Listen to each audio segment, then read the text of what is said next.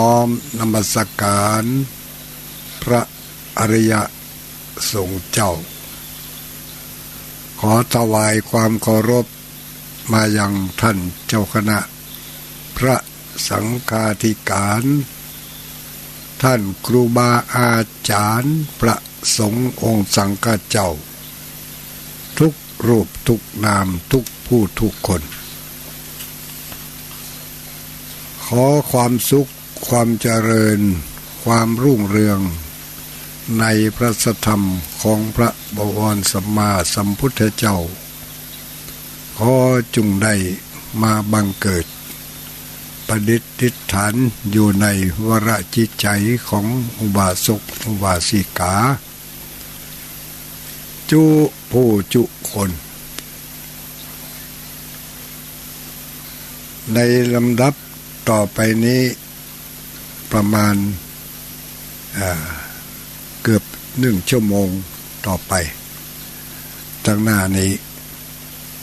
ญาติโยมท่านสาธุชนทั้งหลายจะได้ยินได้ฟังข้อคิดเตือนจิตสะกิดใจก่อนที่จะไปดำเนินชีวิตในวันนี้เนาะ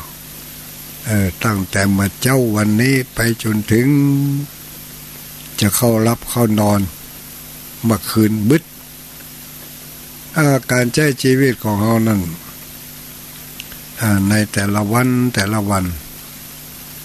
ถ้าหากว่าเราดำเนินชีวิตไปในทางที่ถูกที่ชอบก็จะทำให้ความสุขความเจริญบังเกิดขึ้นแก่เราได้อย่างถูกต้องถ้าเราดำเนินชีวิตไปในทางที่ผิดกึดผิดแล้วก็กะยะเฮออู้ผิดคิดผิดพูดผิดแล้วก็จะได้ดำเนินหรือว่าปฏิบัติต่อการใช้ชีวิตไปในทางที่ผิดเช่นเดียวกันเขาต้องมันฝึกหัดฝึกฝนมีความคิดความกึดความอ่านในการดำเนินชีวิตนี่พยายามให้มันถูกต้องที่ในมรรคมีองค์8ที่เพิ่นบอกว่าการเริ่มต้นนั้นต้องเริ่มต้นด้วยสัมมาทิฏฐิคือการคิดดีคิดถูกคิดแม่นที่เรียกว่าสัมมาทิฏฐิถ้าคิดดีคิดถูกคิดแม่นแล้วมันก็เข้าทำนองครองธรรมการดำเนินชีวิตในวันนั้นก็จะเป็นไปได้ด้วยความเรียบร้อยดีงามถ้าเขาทำด้วยดีคิดด้วยดีไปในทางที่ดีมันจะสร้างความม่วนอกม่วนใจมีความซาบซึ้งวันนั้นวันค่ำมันมีความขุ่นข้องมองใจเพราะคิดดีทำดีพูดดีสิ่งที่ดีๆนี่ก็นำความสุขมาให้ตรงกันข้ามถ้าไปคิดบ่ดีคิดบ่ถูกคิดบ่แม่นทำนองคลองธรรมถ้าคิดอย่างนี้มันก็เกิดความขุ่นข้องมองใจแล้วนั้นในมาเจ้าวันนี้ในมาเจ้าทุกๆเจ้าไอ้เด้อนะเขาก็จะได้ยินทางพระสงฆ์องค์สังฆเจ้าเพิ่นได้มานำความคิดของเขาเพื่อจะให้คิดดีคิดถูกรายการธรรมะก็จึงมีตั้งแต่บางทีก็มีตั้งแต่ตี 3ตี 4มาถึง5 โมง 6 โมงไปถึง7 โมง พยายามที่จะคัดเกลากล่อมเกลาปลุกฝังให้เกิดความคิดดีทำดีพูดดีความชุ่มฉ่ำในด้านจิตใจก็จะมีนักขึ้นเจ้าวันนี้เป็นเจ้าวันศุกร์วันศุกร์สุขสบายสุขสบายวันศุกร์นี่วันนี้ก็วันกี่ค่ำแล้วเนี่ยแฮม7 ค่ำแล้วค่ะนี่วันผูกจะวันพระทำแล้วนี่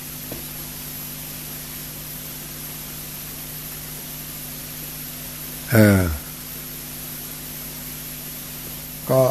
วันคืนหมุนเวียนเปลี่ยนไปตามวิถีเนาะตามวิถีของ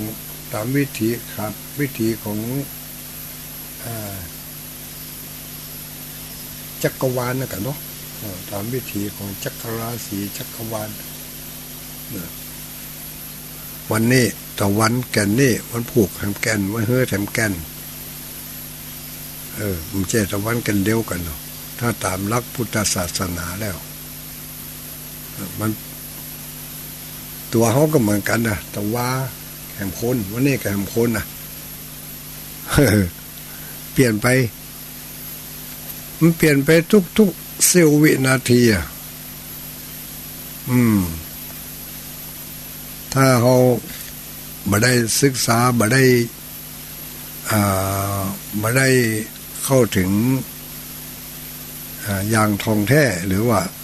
ที่หู้ถึงสัจธรรมของความเป็นจริงเขาก็จะคิดว่าเขาเนี่ยคนเก่าเนี่ยเห็นนะแต่ว่ากับแม่นคนนี้วันนี้กับแม่นคนนี้จริงเปิ้นบอกว่ามันบ่ใจนะ พระพุทธองค์บอกว่าไม่ใช่คนเก่าแหละเป็นคนใหม่นี่ใหม่ทุกเสี้ยววินาทีเปลี่ยนเป็นคนใหม่ไปเลยไม่ใช่คนเก่าแม้กระทั่งพระอาทิตย์พระจันทร์ก็เหมือนกันที่เขาหันได้ง่ายๆก็คือวันนี้ดวงอาทิตย์มันหมุนขึ้น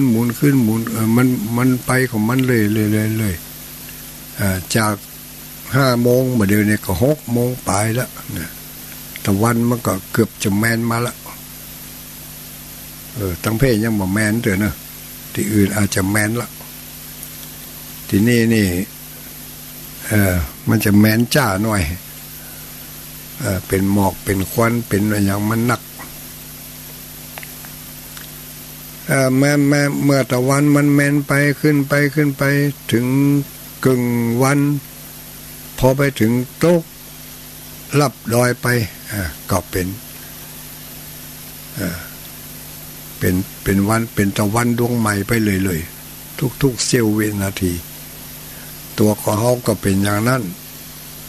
เขาก็เปลี่ยนใหม่ไปเลยทุกเสี้ยววินาทีเช่นเดียวกันไม่ใช่คนเก่าทุกสิ่งทุกอย่างมันเพิ่มขึ้นที่มันเปลี่ยนไปเลยจากเก่าก็เป็นใหม่จากใหม่ก็จะกลายเป็นเก่าไปในเสี้ยววินาทีต่อไปตั้งหน้าแต่เขาหันว่าเขายังเป็นคนเก่าเนี่ยกำกึดก็ยังกำกึดเก่าอยู่นะแต่ว่าก็กึดอย่างวันนี้ก็กึดอย่าง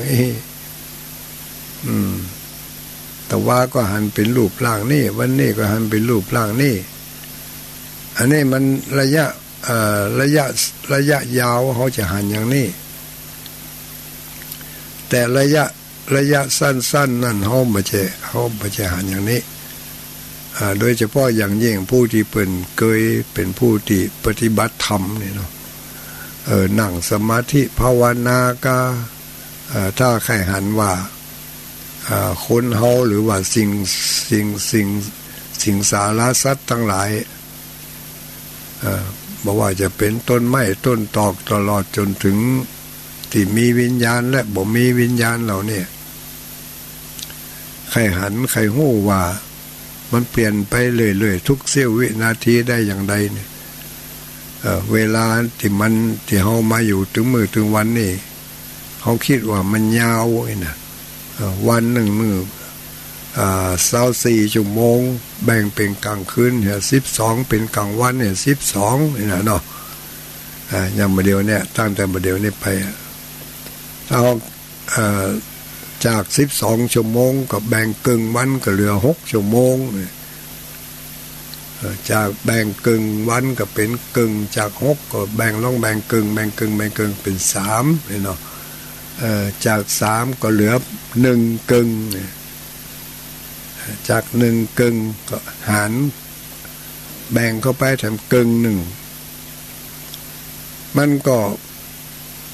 อย่างผู้ที่เป็นนั่งสมาธิภาวนานี่เขาจะหันว่าโอ้ชีวิตของเขาเนี่ยมันเนี่ยไม่ใช่ว่าของยาวของยืนอะไรอย่างมันสั้นน้อยเดียวช่วงเศษเซลล์มันก็เปลี่ยนไปแต่ถ้าเราว่าเขาอยู่อย่างธรรมดาเนี่ยเขาก็หันว่าวิถีชีวิตของเขานี่มันยาวมันเหมือนเหลือเกินวันหนึ่งก็นานค่ำขนาดอีกชั่วโมงก็นานถึงนานแล้วอันนี้เขาบ่ได้เข้าถึงตัวธรรมหรือบ่ได้เข้าถึงสัจธรรมที่เป็นความจริงอยู่แต่ถ้าเราลองไปนั่งสมาธิภาวนาพอเถอะญาติโยมทั้งหลายผู้ที่เพิ่งเคยนั่งสมาธิภาวนานี่นั่งไปนี่นะได้สักบึดสักกำนี่ก็ยังมาถึงกำเดียวทานเพราะฉะนั้นหมู่เทวบุตรเทวดาทั้งหลายจึงบอกว่ามนุษย์นี่โลกมนุษย์นี่จังสั้นเหลือเกินน้อยเดียวประเมินมานาน70-80 ปีก็เท่ากับวันหนึ่งกาหรือว่าต่อก็พักตอนของเปิ้นก็มันสั้นลงอันนี้ก็จึงทำให้เฮานี่เกิดความมัวเมาประมาทสลาใจว่าการทำบุญทำทานกันเจริญเมตตาภาวนาเอาละไว้หั่นก่อนเห็นสักวางกันรอให้พร้อมก่อนเดี๋ยวนี้ยังบ่พร้อมเถอะอย่างยังบ่ได้เถอะนะเขาเป็นคนเขาคิดว่าเขาเป็นคนกำหนดวันเวลามันได้แต่ความจริงแล้ววันเวลานั้นมันไม่ไผจะไปกำหนดมันได้มันก็ไปของมันเลยเพียงแต่ว่าเขาเป็นผู้มัวประมาทลาสาสละใจเมื่อสละใจแล้วก็ทำให้พลาดโอกาสที่ดีๆไปเขามัวไปสละใจว่าวันผูกก่อนวันฮือก่อนยังบ่ถึงเวลาเตื้อเนี่ยเมื่อเขาวางแนวความคิดอย่างนี้ก็เลยทำให้เขามีความประมาทสละใจวันนั้นวันค่ำก็มีความสละใจบ่ว่าจะทำอะไรอย่างทั้งสิ้นถ้าตั้งหน้าตั้งตาที่จะดำเนินชีวิตไปในวันนี้ให้มันดีเขาก็จะได้บัสละใจน้อมเอาศีลเอาธรรมเอาความถูกต้องเอาประโยชน์ของเขามาเป็นที่ตั้งมามองหันประโยชน์ของผู้อื่นนักกว่าเหนือกว่าประโยชน์ของตน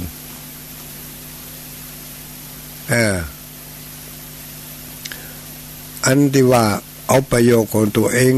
เป็นที่ตั้งในที่นี้บ่ได้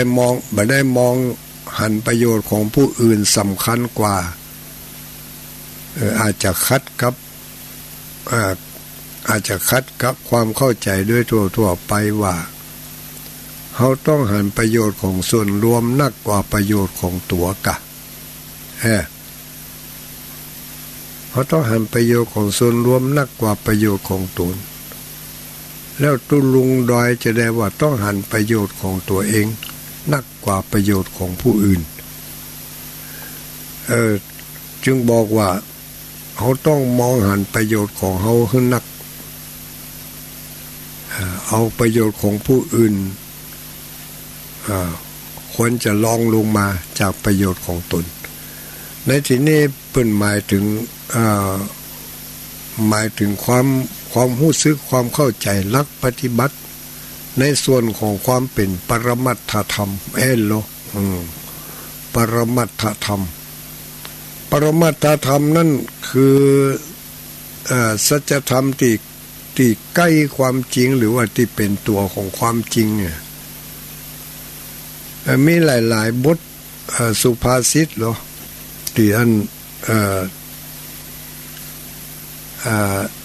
ที่เพิ่นจะบอกว่าเฮามองหันประโยชน์ของตัวเองให้นักเนอะจะไปเอาประโยชน์ของผู้อื่น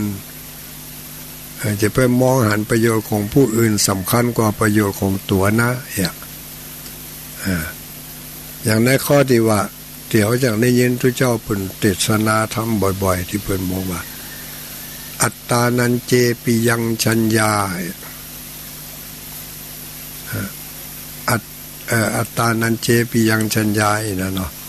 คนเฮานี่มีตัวเก่าเฮานี่เป็นตีหัก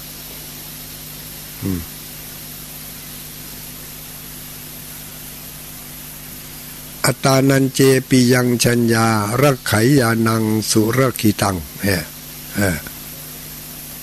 นี่เพิ่งก็บอกว่าฮักตัวเก่าเน้อที่ว่าเพิ่นบอกว่าฮักตัวเก่าเน้อโดยตรงนะแต่ในความหมาย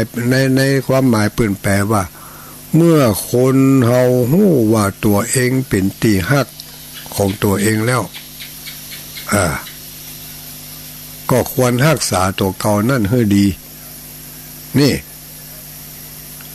เพิ่นไม่ได้บอกว่าเพิ่นไม่ได้บอกให้คนอื่นนักเน้อแล้วคนอื่นน่ะจะปาให้เฮามีความสุขต้องเข้าใจให้ดีนะญาการตัวฟังตัวน่ะถ้าอันก็หันแก่ตัวกะก็มาเชิงว่าหันแก่ตัวแต่การที่จะบอกว่าต้องหันประโยชน์ของตัวให้นักกว่าประโยชน์ของผู้อื่นอันนี้ต้องเข้าใจให้ดีก็มีในบทสุภาษิตถามว่าอัตตาหิอัตโนนาโถตนแลเป็นที่พึ่งของตนอันนี้ก็เปิ้นฮือฮักตัวเก่าเลยมองหันประโยชน์ของตัวเองคือหนักกว่าประโยชน์ของคนอื่นในเมื่อเฮาฝึกตนฝึกตัวของเฮาให้ดีแล้วเฮาก็เอาตัวของเฮารอดได้ไผจะมาเอาเฮารอดเหมือนกับเฮาติเจยะของเฮานั่นมันเป็นไปบ่ได้ก็ต้องฝึกหัดตัวเองแต่ว่าการฝึกหัดตัวเองนี่ต้องฝึกหัดให้มันถูกทิศถูกทางถูกวิถีอย่างการเฮาฮู้ว่าเฮาเป็นที่ฮักของเฮาแล้วเนี่ยเฮาก็ต้องรักษาตัวเก่าเฮาให้ดีอันนี้ก็เพื่อจะเพื่อให้มันเกิดประโยชน์กับตัวเองบ่ให้ตัวเองนี่ไปตกถลำอยู่ในความผิดพลาดถ้าเฮาบ่ฮักตัวเฮาแล้วก็จิว่าเฮาบ่ฮักคนอื่นตัวบ่ฮักพ่อบ่ฮักแม่บ่ฮักพี่บ่ฮักน้องบ่ฮักเพื่อนบ้านเพราะว่าขนาดตัวเองเนี่ยตัวเก่ามันยังบ่ฮักเลยจะไปฮักคนอื่นได้อย่างไรก็จึงบอกว่าเมื่อฮู้ว่าตัวเองเป็นที่ฮักแล้วก็ควรรักษาตัวเก่านั่นน่ะให้มันดีๆ ต้องห่วงตัวเก่าให้มันนักก็เข้ามาในทำนองนี้แหละ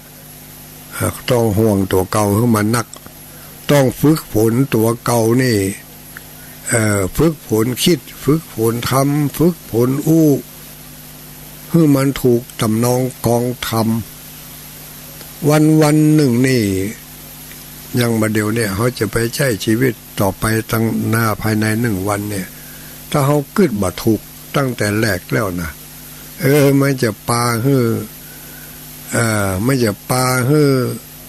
กำกึดของเขานั่งกึดพิษไปตลอด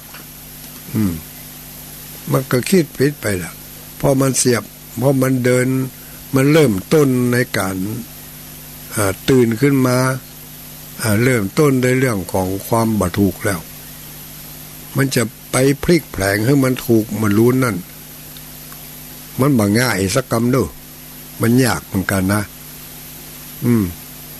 เพราะฉะนั้นเพิ่นถึงได้บอกว่าเมื่อตื่นเจ้ามาแล้วนี่ก็ต้องพยายามกึดให้มันถูกกึดให้มันดีมันถึงจะมีความสุขความสบายวันนั่นทั้งวันเมื่อวันหนึ่งวันนี้มีความสุขวันผูกมันก็จะเป็นปัจจัยให้เป็นวันผูกมันก็คิดดีทำดีพูดดีเมื่อวันผูกดีวันผูกวันฮือมันก็ดีไปเลยยังกับหมู่เฮาทั้งหลายอุบาสกอุบาสิกาจุผู้จุคนพระสงฆ์องค์สังฆเจ้าที่เฮาเป็นอยู่ถึงมื้อถึงวันนี้เฮาบัดถลำลงไปในทางที่ผิดที่พลาดก็เพราะว่าเฮาได้ปลูกฝังมาดีก็ได้ปลูกฝังมาดีเริ่มต้นดีนั่นเองแล้วก็ทำให้เราอยู่ได้อย่างมีความสุขมีความสุขกว่าที่เปิ่นมีความทุกข์เนาะก็คงจะมีก็คงจะต้องมีความภูมิใจที่ว่าบรรพบุรุษพ่อแม่ปู่ย่าตาทวดของเขาได้สร้างความดีสร้างความถูกสร้างแนวความคิดให้เข้าทำนองคองธรรมจนปลูกฝังไว้ในจิตในใจจนกระทั่งมาเป็นอุปนิสัยเป็นนิสัยติดต่อเนื่องมาจนถึงเฮาปัจจุบันนี้ทำให้เฮาคิดดีทำดีพูดดีปฏิบัติอย่างต่างๆก็เป็นไปในทางที่ดีเพราะการเริ่มต้นตั้งแต่เข้ามาปฏิสนธิในต้องพ่อต้องแม่ของเฮาแล้วก็เพราะว่าพ่อแม่ของเฮาเป็นคนดีจึงทำให้เฮามีแนวคิดมีการปฏิบัติในทางที่ดีเมื่อเป็นอย่างนี้วันนี้จะเริ่มต้นการใช้ชีวิตก็ควรจะเริ่มต้นในทางที่ดีเพื่อประโยชน์ของตัวเองมันไม่ไผที่จะมาทำความดีแทนเฮาได้มันไม่ไผที่จะมาทำความชั่วนำความทุกข์มาให้เฮาได้เหมือนกับตัวของเฮาต้องทำเพื่อตัวของเฮาเองอัตตาหิอัตโนนาโถเฮานี่แหละเป็นที่พึ่งของเฮาจะมีความสุขในชีวิตวันนี้ทั้งวันก็ต่อเมื่อเริ่มต้นดีตั้งแต่เริ่มมาตั้งแต่ตาเจ้าเพิ่นก็ถวายเพิ่นก็บอกแนวทางในการดำเนินชีวิตที่ดีที่ถูกเพื่อเราได้ไปดำเนินวันนี้วันที่มันอย่างนั้นเนี่ยวันที่11-12แล้วเนี่ยของเดือนมิถุนายนเนี่ยก็วันที่12ดีวันที่13มันก็จะดีขึ้นก็จะอยู่ที่ว่าเขาวางแนวหรือว่าเขาเริ่มต้นการใช้ชีวิตในวันใหม่นี่เริ่มต้นดีคิดดีพูดดีทำดี ไอ้ก็จะทำเราเป็นคนดีเนาะก็เขาอาจจะคิดว่ามันเผินๆนะนี่นะมันบอกเผินสักกำนายญาติโยมทั้งหลายเขาว่าเขามันคล่องปากลูกบางทีมันก็ว่าบ่ได้แหละแต่ว่าใจแต่มันบ่ยอมเพราะบ่ได้ฝึกบ่ได้ฝนบ่ได้หัดมาก่อนการที่จะดำเนินชีวิตการที่จะใจความคิดวันทั้งวันนี่ให้มันถูกต้องได้นี่ต้องมีการฝึกเนี่ยจะมีการฝึกได้ดีก็ต้องมีการรับเอาจากผู้ที่เป็นหู้ทั้งหลายแล้วเอามาเป็นเครื่องดำเนินชีวิตเพิ่นบอกว่าคนเฮานี่ถ้าหากว่าคิดดีคิดถูกแล้วมันก็จะทำให้การความเป็นอยู่ของเฮามีความสุขความสบายถ้าคิดบ่ดีคิดบ่ถูกแล้วก็การดำเนินชีวิตเป็นไปด้วยความทุกข์ยากลำบากการจะใช้ชีวิตวันนี้ทั้งวันให้มีความสุขความสบายได้นั่นก็ต้องมันฝึกหัดบ่อยๆเขาฝึกหัดวันนี้เอาไปใช้ในวันต่อไปเอาไปใช้ในวันต่อไปก่อนยังกับเขาสร้างเหตุในวันนี้เนาะเขาจะต้องได้รับผลในโอกาสต่อไปโอกาสต่อไปเนี่ยก็คือตั้งแต่บึดเป็นต้นไปละอย่างที่เขาเริ่มต้นมาเนี่ยอย่างบางคนบางท่านก็กำลังมาได้ฟังบางคนบางท่านก็ฟังมาตั้งแต่3 โมง 4 โมงพุ่นแล้วแต่ละเซลล์วินาทีที่ได้ยินได้ฟังไปนั่นก็เป็นการต่อเติมเพิ่มเสริมสติปัญญาของเขาที่มีอยู่แล้วนั่นคือมันเบนไปในทางที่ถูกต้องก็เป็นการฝึกฝนตัวเองฝึกฝนจิตใจถ้าเขาบ่ฮู้จักฝึกฝนให้แล้วนะ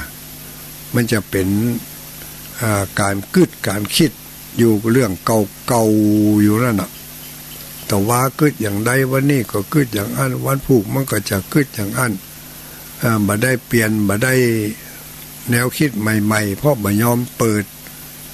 บ่ยอมเปิดฝาภาชนะบ่ยอมเปิดสิ่งที่มันปิดหูปิดตาปิดใจบ่ยอมเปิดใจฮับก็คือบ่ยอมฝึกหัดฝึกฝนคิดดีทำดีพูดดีเกิดมันเป็นความฝังใจอยู่อย่างนั้นว่าเขาก็ต้องคิดอย่างนี้เพราะฉะนั้นผู้ที่จะมีความสุขมีความสบายก็ต้องมันฝึกฝนตนให้เกิดในสิ่งที่ดีในเรื่องที่ดีปลูกฝังตั้งแต่เริ่มต้นเมื่อเจ้านี่ไปเลยถ้าคิดบัดดีเห็นแล้วมันก็จะทำให้ความมัวหมองนั่นเกิดขึ้นกับเขาได้ทั้งวันเลยอย่างที่คนที่เขาจังหวะวันนี้อารมณ์เสียวันค่ำอารมณ์เสียเนี่ยก็เกิดขึ้นน้อยเดียวมันก็เสียไปได้นักทั้งวันเลยแต่เขาก็ต้องมาฝึกบ่อยๆการฝึกหัดดัดจิตดัดใจให้กึดถูกกึดดีนั่นมันก็เหมือนกับการการคัดการล่างมละมลทินต่างๆที่มันอยู่ในจิตสันดานของเรามันพอกพูนมาหลายภพหลายชาติจนกระทั่งว่าหาต้นหาปลายบ่ปะตั้งแต่เราเริ่มมีชีวิตเริ่มมีจิตใจเริ่มความเป็นคนมาละแม้กระทั่งเป็นสัตว์เดรัจฉานเขาอาจจะไปตกอยู่ใน อบายภูมิถ้าเรายังไปตกในอบายภูมิที่มันใกล้ชิดกับสิ่งที่ดีที่งามก็ทำให้วิถีชีวิตเป็นไปในทางที่ถูกที่มีความสุขความสบายอยู่พ่องอย่างที่เขาจังหันหมูหมากาไก่เป็ดแมวทั้งหลายเนี่ยถ้ามันใกล้คนที่มีน้ำจิตน้ำใจมันก็จะเป็นสัตว์ที่มีความสุขถ้าไปอยู่ใกล้กับคนที่บ่มีเมตตาธรรมบ่มีความกรุณามันก็เป็นสัตว์ที่ได้รับแต่ความทุกข์ทรมานถูกค้ำถูกเขถูกเคี่ยนถูกตีอย่างต่างๆตลอดก็จิตใจก็มุกมุ่นขุ่นมัวตลอดเวลาคนที่จะมีความสุขความสบายได้นั่น วันหนึ่งต้องเริ่มต้นด้วยการฝึกคิดฝึกทำในทางที่ดีที่ถูกกึศที่เขามีความที่เขามีความสุขก็ดีมีความทุกข์ก็ดีนี่ต้องฝึกหัดหู้จักกึศสาวหาสาเหตุหาปัจจัยและเงื่อนไขอื่นๆประกอบที่เขาจะทำให้เขาใจวิถีชีวิตของเขาเป็นไปในทางที่ดีกับที่บ่ดีกันเนี่ยการที่เขามีความคิดมีความคิดความอ่านมีมุมมองในการแยกแยะสิ่งต่างๆไปตามเหตุตามปัจจัยที่มันเกิดขึ้นกับเขาหรือว่าที่เขากระทำอยู่ให้มันเหมาะสมและก็การมันสังเกตพอก้อยทุกสิ่งทุกอย่างที่เข้ามาในสายตาเข้ามาในหูเข้ามาในจมูกในลิ้นในกายของเขาเนี่ยทุกอย่างที่มันเข้ามานี่วันหนึ่งเนี่ยถ้าเขาบาสังเกตสังกาถ้าเขาบาพินิจพิจารณาแล้วอาจจะทำให้เขาหลงเนาะอาจจะทำให้เขาหลงว่ามันดีมันถูกเสมอไป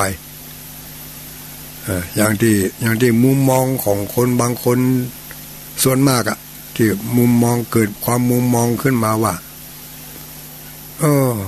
ทำดีไปมันก็แค่นั่นเบ้ยเนี่ยมหันมันได้ดีอย่างขึ้นมาเนี่ยพอคนบางคนหรอมหันมันทำความดีอย่างสักอย่างมันก็รุ่งขึ้นเจริญขึ้นเลยนี่เนี่ยถ้าเขามาพินิจพิจารณาหรือว่ามาศึกษาให้เข้าถึงแต่มันเขาก็จะหันแบบผิวเผินอย่างนี้เขาจะหันแบบผิวเผินในเมื่อเขาหันแบบผิวเผินก็ทำให้เขาติดอยู่ต่อนั้นบัดทะลุผ่านสิ่งเหล่านั้นไปได้บัดทะลุผ่านว่าทำดีได้ดีนั่นมีที่ไหนมามองหันน่ะมองบหันพอบหันพ่อเขาไปเขาติดอยู่แค่นั้นมาได้ทะลุปุพงพดม่าน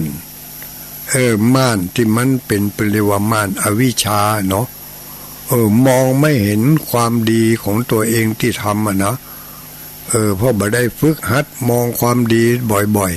ๆบ่ได้ฝึกหัดรวบรวมว่าวันหนึ่งนี่เขาได้ทำดีมันอย่างพ่องได้ทำความชั่วอันใดไว้พ่องความดีที่เขาทำนั่นมันให้ความตุกใจก็ว่าให้ความสุขใจความชั่วที่เขาทำที่เขาคิดที่เขาอู้ออกไปนั่นน่ะผลที่มันให้บ่เดียวนี่ก็ว่าให้วันผูก ก็ว่าจะให้ในโอกาสต่อไปมันให้ในทางดีก่อนมันให้ผลในทางดีก็ว่าให้ผลในทางให้ผลในด้านของความสุขความสบายก็ว่าให้ผลในด้านของความทุกข์ความลำบากเมื่อบ่ได้พิจารณาให้ท่องแท้อย่างนี้บ่ได้ฝึกหัด อบรมจิตใจคนตัวเก่าให้ทะลุให้มองหันสัจธรรมเมื่อเขามองบานสัจธรรมคือธรรมะตัวจริงแล้วเขาก็จะติดแงกอยู่ที่หั่นติดแงกอยู่ที่ว่าทำดีแล้วบานมันได้ดีอย่างนี่บริจาคทรัพย์สิ่งบริจาคจตุปัจจัยเงินทองหายหอมไปแล้วก็บหันมันมีผลความร่ำรวยขึ้นมาตุกไปจนไปติ๊กเนี่ยบางคนบหันมันแย่อย่างสักอย่างก็รวยขึ้นเลยอันนี้ไงเฮามีดวงตามีสติปัญญาของเฮาบ่เข้มแข็งเพียงพอบ่มีความกล้าพอที่จะมองหันว่าทำดีแล้วมันได้ดีคืออะไรเฮาทำดีอะหยังผลดีที่มันตอบการกระทำของเฮามานั่นคืออะหยังเนี่ยเฮาบ่หันตัวนี้ไงเพราะถูกอวิชชาหรือว่าเพราะถูกความคิดผิดมาปิดบังเอาไว้เป็นมิจฉาทิฏฐิอย่างที่จะว่าไว้ตั้งแต่เจ้าละว่าวันหนึ่งการเริ่มต้นชีวิตถ้าเราคิดดีคิดถูกตั้งแต่เมื่อเจ้านี่ไปเนี่ยมันจะทำให้เรามองหันสัจธรรมของความเป็นจริงในการดำเนินชีวิตถ้าคิดดีคิดถูกก็ทำให้เรามีความสุขความสบายมีความเจริญรุ่งเรืองถ้าคิดบดีเป็นคิดไปในทางมิจฉาทิฏฐิความคิดผิดหันผิดคิดบ่ถูกบ่ชอบมันก็ทำให้เราเป็นคนมืดมนมัวหมองไปได้ทั้งวันเป็นอย่างนี้นี่ญาติโยมทั้งหลายเขาลองมาพินิจพิจารณาพอธรรมดาว่าทุกอย่างมันมีสองหน้าสองมุมทั้งนั้นอย่างที่เขาเคยได้ยินคำเปรียบเทียบที่เพิ่นบอกว่าเหรียญบาทมีสองหน้าอยู่เสมอแหละที่จริงมันก็ไม่ใช่การเหรียญบาทนะไม่ใช่ว่าการเหรียญอย่างเดียวทุกอย่างมีสองหน้าสองมุมมือเขายังมีหลังมือหน้ามือเนาะองค์มือองค์มือแล้วก็หลังมือมันก็ไม่ใช่เหมือนกันนะมันคนละมุมคนละมองแล้วนี่เหรียญบาทยังมีสองด้านชีวิตของคนเฮาย่อมมีหลายเหลี่ยมหลายแง่หลายมุมปัญหาอุปสรรคต่างๆมากมายที่เกิดขึ้นนั่นมีสาเหตุอื่นๆประกอบอย่างให้เรา ใช้ชีวิตในการดำเนินชีวิตไปในมุมต่างๆแล้วแต่ว่าใจของเขาจะเอ็นเอียงไปในทางใดเนาะแต่คนเขานั้นมักจะกึดบ่ออกนึกบ่ถึงสาวไปหาสาเหตุบ่เจอ สุมาแล้วเนี่ย ทั้งนี้และทั้งนั้นก็เพราะว่าเขาเคยนึกเคยกึดมาอย่างอันฝังจิตฝังใจมาอย่างอันตลอดไม่ยอมเปิดม่านที่มันปิดบังความคิดของเขาออกไปมันก็จึงทำให้เขาตกอยู่ในวังวนอย่างนั้นวังวนในการกึดอย่างที่ตัวอย่างที่ยกมาว่าโอ้ไปอย่างไม่อย่างไปใส่ใจไม่อย่างบ่ล่ำบ่เหลือกับการกึดดีทำดีนั่นพอคนนั่นเหรอลูกเจ้ามากับบ่หันมันกึดดีทำดีกึดแต่สิ่งที่บ่ดีทำแต่สิ่งที่บ่ดีสร้างแต่สิ่งที่บ่ดีฮือกับคนอื่นๆมาโดยตลอดก็บ่หันมันได้รับความทุกข์ยากลำบาก มันสุขแล้วเฮาก่อนเนี่ยมันสบายแล้วเฮาก่อนมันรวยแล้วเฮาก่อนเนี่ยคือเขาไปติดอยู่ในม่านนี่ไงเขาบ่สามารถที่จะแหวกอวิชชาที่มันมาปิดตาของเขาได้จึงทำให้เขาเป็นคนที่จะเข้าข่ายของมิจฉาทิฏฐิต้องเป็นคนที่มันฝึกหัดมันคิดพินิจพิจารณาตรึกตรองเข้าถึงคำว่าสัมมาทิฏฐิให้มันได้เขาก็ฝึกหัดเข้าได้ทุกฝึกหัดทุกวันทุกเจ้าฝึกหัดคิดตามแนวทางที่ท่านพระคุณเจ้าทั้งหลายที่เพิ่นได้นำมาเสนอให้หมู่เฮาทั้งหลายเพราะว่าแต่ละตนแต่ละองค์แต่ละท่านที่นำมาเสนอนั่นก็คงจะเพียงพอกับความเข้าอกเข้าใจหรือว่าการพื้นฐานของแต่ละคนแต่ละท่านคนเรานี่มีพื้นฐาน ของการกึดต่างกันก็ยังว่าถ้าเรามาฝึกหัดกึดที่ดีที่ถูกสาวหาเหตุหาผลจนกระทั่งเข้าใจว่าเข้าใจละคิดดีทำดีพูดดีก็จะได้ดีไอ้ได้ดีนั้นมันได้อย่างใดอีนะ ถ้าคิดบดีพูดบดีทำบดีก็จะได้บดีความบดีที่ได้จากการกึดพิษอู้พิษทำพิษนั่นคืออะไรอย่างในตัวของเขานี่ที่เขาได้รับอยู่เนี่ยคืออะไรถ้าเขาทะลุตัวนี้ไปได้ก็เรียกว่าสามารถที่จะทำความคิดความหันของเขาให้ถูกต้องเพราะเขาบ่เคยกึดบ่เคยคิดในทางที่ดีที่มีประโยชน์หรือว่าที่สร้างสรรค์เขามัวไปกึดในทางที่มันบ่ดีบ่มีประโยชน์บ่สร้างสรรค์บ่สร้างสรรค์นี่ความหมายก็คือบ่สร้างสรรค์สิ่งที่ดีๆเนี่ยนะบ่ได้คิดดีทำดีพูดดีในการเริ่มต้นใช้ชีวิตวันหนึ่งนี่ถ้าเขาเริ่มต้นที่บดีมันก็บดีตลอดเพิ่นยังบอกว่ายังตัวอย่างการละอ่อนกันหรือว่าการจะสอบการจะเล่นการหยังต่างๆเราเนี่ยถ้าหากว่าเขาทำไปในทางที่บ่ถูกทำนองคลองธรรมหรือว่าบ่ถูกตามแนวทางที่เปิ่นได้วางเอาไว้แล้วนี่จะทำให้เรานี่ผิดพลาดได้เมื่อผิดพลาดไปแล้วถ้ายอมลุกขึ้นมาเนาะพอลู่พอทางพอรอบตัวรอบข้างของเราแล้วก็จะได้บัดตกอยู่ในวังบนอันนั้นวังบนของความกึดพิษคิดพิษแต่ถ้าหากว่าเราตกลงไปถลำลงไปในทางที่มันบ่ถูกต้องแล้วบ่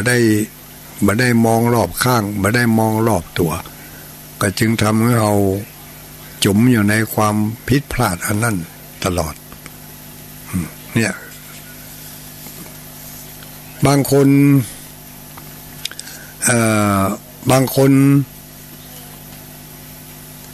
เมื่อตกหลุมลงไปแล้วตกหลุมของความคิดผิดตกหลุมของความคิดบ่ถูกแต่ก็มาพิจารณาว่าถึงมื้อถึงวันเนี่ยเฮาอย่างความสุขความสบายของเฮานี่อย่างมาบ่เท่ากับคนอื่นนี่นะเนาะก็ลองมาพิจารณาตัวเก่าพออย่างนี้เมื่อพิจารณาตัวเก่าได้แล้วก็สาเหตุมาจากหยังสาเหตุมาจากหยังแล้วก็เมื่อกึดได้คนเดียว เพิ่นก็เรียกว่าคิดได้กึดได้แต่เมื่อเฮายังกึดบ่ได้คนเดียวก็ต้องฟังคนอื่นที่เพิ่นได้นำเสนอหรือไปอ่านข้อคิดข้อเห็น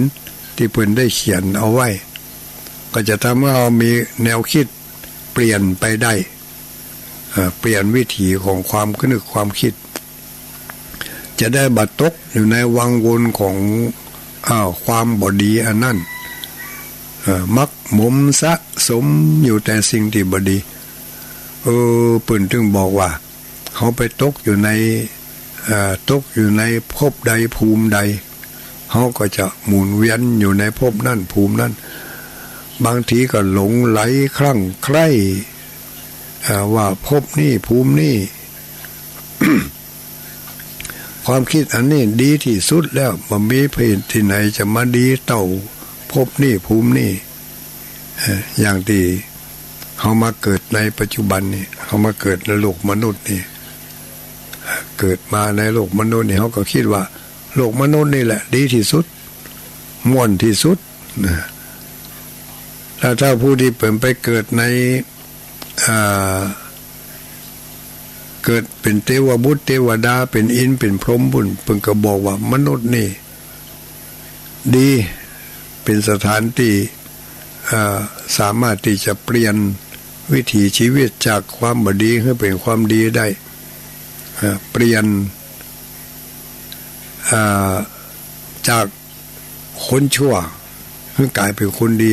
เปลี่ยนจากคนที่บ่มีศีลบ่มีธรรมให้เป็นคนที่มีศีลมีธรรมมีโอกาสที่จะสร้างบารมีได้นักกว่าไปเกิดในภพอื่นภูมิอื่นอย่างนี้เพราะฉะนั้นจึงมีคนที่หลงผิดคิดผิดโดยตลอดเมื่อหลงผิดคิดผิดก็ทำในสิ่งที่ผิดในสิ่งที่ผิดเมื่อทำผิดผิดคิดผิดก็นำให้ไปเกิดในสิ่งที่ในสถานที่ผิดในสถานที่ทุกข์ยากลำบากเพราะคิดผิดอย่างที่เป็นบอกว่าคนที่เกิดมาเนี่ยอย่างถึงเมื่อถึงวันเขาสังเกตว่าบางคนที่เกิดมาก็เกิดมาในตระกูลที่เป็นสัมมาทิฏฐิมีความสุขความสบายทั้งการงานการอาชีพการงานความเป็นอยู่สะดวกสบายแต่บางคนก็เกิดมาในตระกูลที่เป็นมิจฉาทิฏฐิมีความคิดความอ่านการกระทำในทางที่บดีตลอดทั้งนี้และทั้งนั้นก็มีสาเหตุมาจากในอดีตที่เขาเคยทำมาคนที่เกิดมาในตระกูลในพ่อแม่ญาติพี่น้องปู่ป้าน้าอาที่ดีเป็นสัมมาทิฏฐิมีศีลมีธรรมเพราะว่าเป็นว่าคนที่เกิดมาในตระกูลที่มีความสูงสักให้นะคนที่เกิดมาในตระกูลที่ดีก็เพราะว่าเคยสร้างเหตุในทางที่ดีมาก่อนจึงทำให้เราเกิดมาในตระกูลที่ดีในตระกูลที่ดีสร้างดีทำดีเนาะก็ทำให้เราเกิดในตระกูลที่ดีสาเหตุที่ทำมาให้เราเกิดในตระกูลหรือว่าสาเหตุที่ทำให้เราบ่ม่วนอยู่ถึงมื้อถึงวันนี้เพราะอย่างเพราะหนึ่งเขาเป็นคนเคยในอดีตชาตินั่นนะเขาเคยเป็นคนเย่อหยิ่งจองหองยะโสโอหังบังอาจจึงเกิดในตระกูลที่ต่ำสักในตระกูลที่เป็นมิจฉาทิฏฐิข้อที่สองผู้ที่บ่เคารพต่อพ่อต่อแม่อันนี้ก็เป็นเหตุที่ทำให้ไปเกิดในตระกูลที่บดีเป็นในตระกูลที่ต่ำในตระกูลที่สร้างแต่ความทุกข์บ่เคารพต่อท่านผู้มีพระคุณทั้งหลายนี่ก็เป็นเหตุทำให้ไปเกิดในตระกูลที่ทุกข์ยากลำบากเป็นผู้ที่บ่มีความเคารพต่อผู้ที่ออกบวชผู้ทรงศีลนักบุญทั้งหลายที่เพิ่นแสวงบุญ ที่เปิ้นบำเพ็ญตนบำเพ็ญใจเพื่อเป็นนักบุญเนี่ยเฮาบ่แสดงความเคารพไปดูหมิ่นดูแคลนเปิ้นเนี่ยแล้วก็บ่ให้เกียรติแก่ผู้ที่บำเพ็ญพรหมจรรย์หมายความว่าผู้ที่เพิ่นบำเพ็ญศีลบำเพ็ญธรรมนั่งสมาธิภาวนาประพฤติพรหมจรรย์รักษาศีลสมาทานศีล5ศีล8ศีล10อย่างก็แล้วแต่ไปดูหมิ่นดูแคลนเปิ้นเหยียบหยามเปิ้นอย่าเย้ยหยันเปรียบเปรยเปิ้นต่างๆนานาเนี่ยจะไปเกิดในตระกูลต่ำนะเกิดมาพบหนึ่งจะได้ไปเกิดในตระกูลที่บดีเป็นคนที่บ่มีความเต็มอกเต็มใจในการแสดงความเคารพต่อครูบาอาจารย์ดูหมิ่นเหยียดหยามครูบาอาจารย์แล้วก็เป็นคนที่บ่มีความบ่มีจิตใจอ่อนน้อมที่จะปฏิบัติปัดโผต่อผู้เฒ่าผู้แก่บ่มีสัมมาคารวะต่อคนที่มีอุปการะแก่ตนบ่ยอมรับฟังคำตักเตือนบอกกล่าวจากพ่อจากแม่ครูบาอาจารย์ผู้มีความหวังดีต่อเฮาได้สร้างความดีให้เฮาโดยบ่หวังสิ่งตอบแทนจากเฮาเนี่ยเปิ้นให้ความปรารถนาดีแต่เฮาบ่หันความดีของเปิ้นดูหมิ่นเหยียดหยามเปิ้นบ่เคารพเปิ้นบ่มีความเมตตากรุณาบ่มีความเอ็นดูต่อผู้ที่ด้อยกว่าตนจะเป็นคนที่เป็นลูกจ้างก็ดีเป็นผู้รับใช้เฮาก็ดีหรือว่าผู้ที่ด้อยโอกาสกว่าในทุกๆด้านเนี่ยเมื่อเป็นอย่างนี้จะทำให้เฮาไปเกิดในตระกูลที่ต่ำด้วยสาเหตุอกุศลที่เฮาได้กระทำไว้ในอดีตชาติอกุศลต่างๆนั่นน่ะที่เฮาคิดผิดอู้ผิดกระทำในทางที่ผิดมาโดยตลอดจึงเป็นสาเหตุที่จะนำให้เราไปสู่ในทางที่ผิดผลที่ได้รับก็คือความผิดพลาดนั่นเองดังนั้นในแต่ละเจ้าก็เขาจะได้ยินพระสงฆ์องค์สังฆเจ้าเปิดมาวางแนวทางให้ข้อคิดเตือนจิตสกิดใจให้เขาออกจากวังวนของความ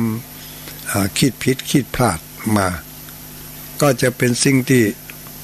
นำให้เรานี่มันไปสู่ความสุขความเจริญได้ญาติโยมทั้งหลายเจ้าวันนี้ก็ขอฝากฝังเอาไว้เพียงเท่านี้เนาะเวลาก็ใกล้จะเข้ามาทุกทีแล้วถ้าจะว่าใกล้ก็บอกใกล้หมดเวลากันแล้วล่ะเนาะวันนี้ขอยกการรับสายไว้ให้กำก่อนเนอะไว้โอกาสต่อไปทางหน้าสำหรับวันนี้ก็ขอขอบคุณท่านอาจารย์พระครูอภิวัฒนาวิกรมที่ได้เปิดโอกาสให้ตุลุงดอยได้มานำเสนอสาระอันพันละน้อยบอกกล่าวให้ท่านญาติโยมทั้งหลายจะได้นำไปใช้ในการดำเนินชีวิตในวันหนึ่งต่อไปแล้วก็ขออนุโมทนาขอบคุณขอบใจกับเจ้าของสถานีทุกสถานีทุกความถี่ที่ได้นำเอาเนื้อหาสาระอันนี้ไปเผยแผ่ให้แก่ศรัทธาญาติโยมอุบาสกอุบาสิกาได้ยินได้ฟังความคิดใดความปรารถนาใดความมุ่งหวังอันใด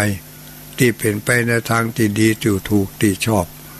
ก็ขอให้ความคิดความมุ่งมา่ปรารถนาความหวังอันนั้นจงเป็นของท่านทั้งหลายทุกผู้ทุกคนทุกท่านได้นำเสนอสาระธรรมคำสอนมาก็หันว่าสมควรแก่เวลาเนาะก็ยุติไว้เพียงเท่านี้เนอะขอให้ท่านทั้งหลายมีความสุขความเจริญหิมากล้าขึ้นปรารถนาสิ่งหนึ่งอันใดก็ขอให้ได้สิ่งนั้นขอให้ปราศจากอุปทวเหตุเพศภัยทั้งหลายทั้งปวงทุกคนทุกท่านโดยเทินเจริญพร